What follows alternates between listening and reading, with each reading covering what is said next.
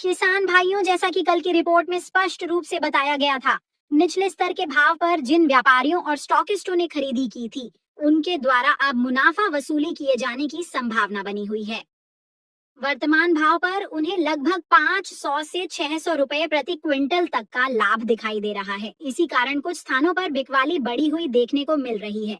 इसका असर यह हुआ है कि बाजार में भाव आज कुछ जगहों पर नरमी के साथ खुली गुजरात, राजस्थान और मध्य प्रदेश की कुछ मंडियों में हल्का सुधार जरूर देखा गया है, लेकिन नासिक की मंडियों में अपेक्षाकृत नरमी नजर आई है।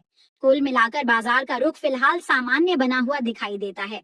नासिक की मंडियों में नरमी का मुख्य कारण यह है कि प्याज के बड़े व्यापारी, स्टॉकिस्ट और भारी मात्रा में खरीद बिक्री करने वाले खिलाड़ी अधिकतर नासिक की मंडियों में ही सक्रिय रहते हैं।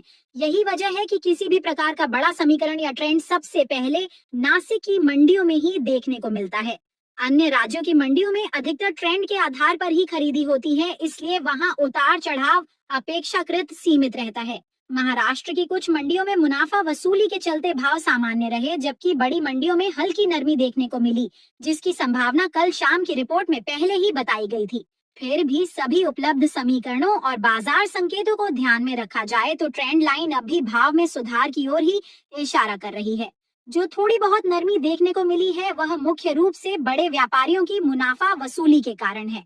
आने वाले 1-2 दिन भाव सामान्य रहने के साथ हल्की नरमी दिखा सकते हैं, लेकिन बहुत ज्यादा घबराहट जैसी स्थिति बनने की संभावना फिलहाल नहीं है।